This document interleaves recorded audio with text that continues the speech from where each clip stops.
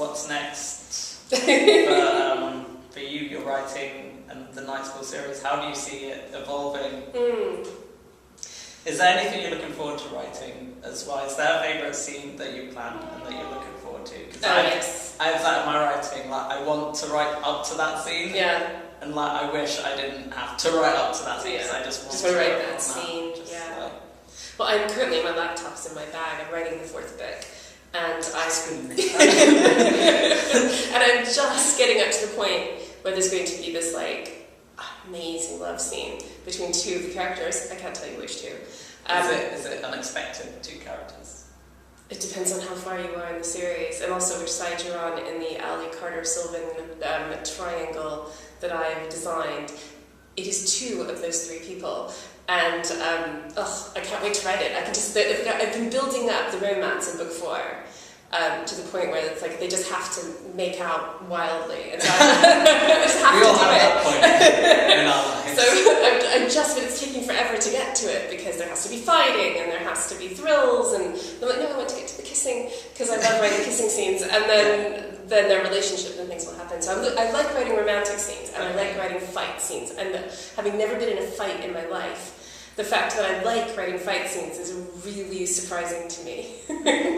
I wrote for my National Novel Writing Month, I wrote a 25,000 word battle scene. Oh my god, that's amazing. Yeah, a lot of fighting there. I've never been in a battle. No. But yeah. That's why they call it fiction. Yeah.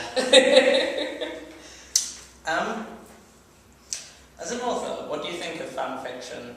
Do you like fan fiction? I'm torn on it. It seems so weird to me. Maybe it's a generational thing. It's nothing I would ever have considered doing myself when I read Harry Potter or any of the books that inspired me. I'm torn. I'm torn. Part of me is very protective of my characters. I love my characters and my setting. I personally, emotionally am bonded to them. So to have somebody else write about them, it's odd. I feel it's like somebody coming into your house and kind of moving your furniture around. You kind of think, well, it's nice that way, but you could have asked. You know what I mean? I liked it the way it was before. So it's a really odd thing. I'm surprised by how strange I feel about it. Many writers love it, and I like the idea. I like the idea of inspiring people. I'm inspired by writers.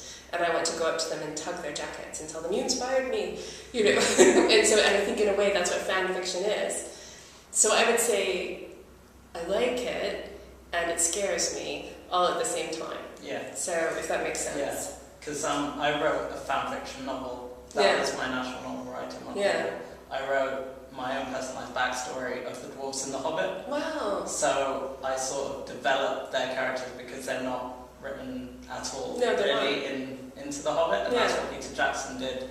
So I think in a way, like me and him were all writing fan fiction. We were building up things that weren't touched upon, and that was a lot of work. I wrote a few essays actually detailing my world building. So it's just amazing, like how the community is and the amount of work people put into these books that they're writing. One of my favourite writers is Cassandra Clare, and she writes a series called The Mortal Instruments, which is about to be made into an amazing looking film. I adore her writing, and she started out as Harry Potter fanfiction writer for years, and that is a huge online community. Yeah. And my days of my youth. Exactly, add to hers. And her books are brilliant, and so I think, you know, it's a fertile training ground for young writers now, and I just have to kind of come to accept it. It's a huge thing, and also role-playing, online role-playing as well. I do text-based role-playing.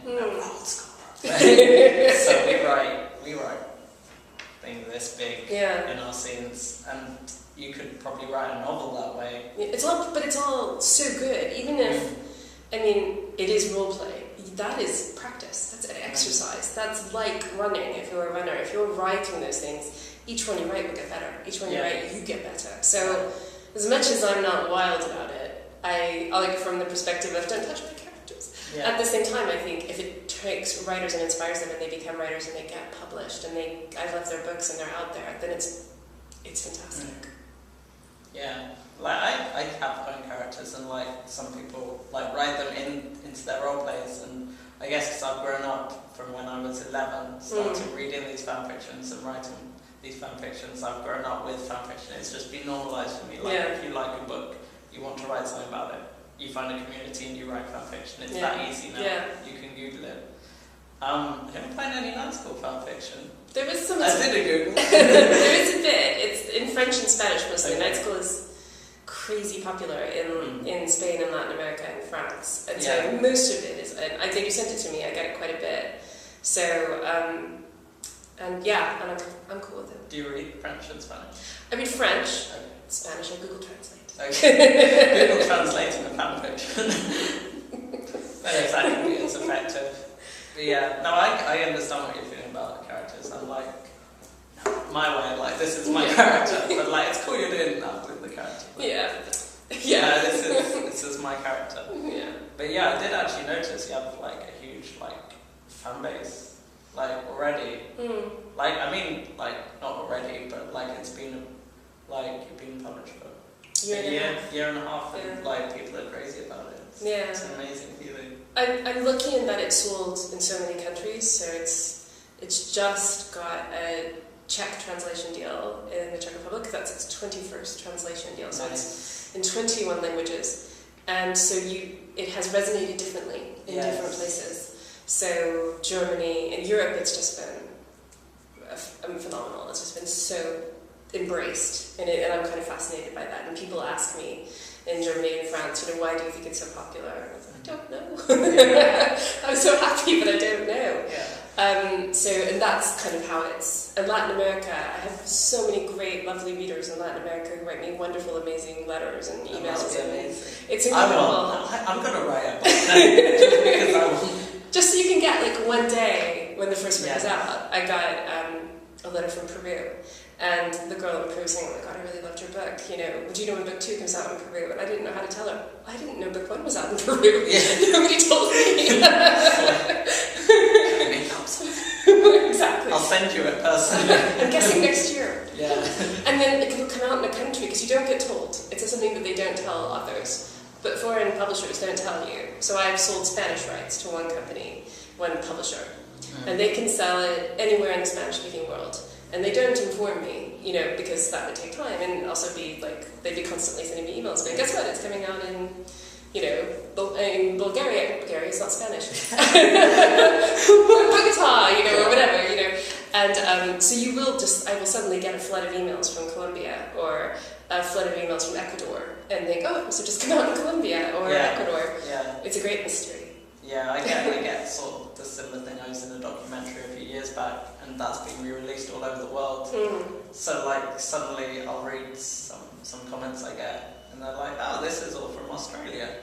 And I put two and two together. Must have shown in Australia. Yeah. So yeah, it's really interesting. It's fascinating. Something you've been involved with takes on a life of its own in that way, and it's kind of like night school is traveling around the world. It's been to more countries than I have, and I kind of like that. Like, I'm separate from that. I can kind of see it in the same way anybody else does, by Googling it and seeing what comes out. Do you think it's more effective for a British audience if they know, like, the setting, like the English public private school setting, and like with the British government? Do you think that is important for readers to sort of... For readers in England, in Britain, or abroad? Well, I guess if readers abroad don't sort of know like the climate surrounding it might translate differently. I think it probably does. I think abroad, probably the big thing they're taking from it is there's a castle on a hill. It's an evocative boarding school, and the kids are, they use British slang and swear words. Everyone. Bloody hell. Yeah, exactly. Oh, Which I could tease loads because it's not really swearing anyplace else. And here, I think there is the element of familiarity breeds contempt. Like, we're so familiar with that I think the part that interests local readers, British readers, is more the conspiracy element and the thriller side of it. Whereas the boarding school, they're like, oh, please, we know all about that. Yeah. I love other countries' fascination with British slang. It's fascinating, isn't it? We are all, because I'm American by birth, and we are all completely Anglophiles. I did myself reading something online, and I got lots of comments from my American friends saying, your accent! It's just standard London. I think it's wonderful that other people's accents, like no matter where you are, like are attractive and they're interesting and your ear likes it. So I love French accents, and I don't hear British accents quite as much as I used to because I've lived here for a very long time. But I hear American accents more now than I used to before. It's just, Midwestern, I can hear it. Now, it's just like, oh, Americans sound lovely. I didn't know that. I always thought accents were really boring. But I'll be behind some people and, walking through London and go, sweet. Who knew American accents were nice? And Spanish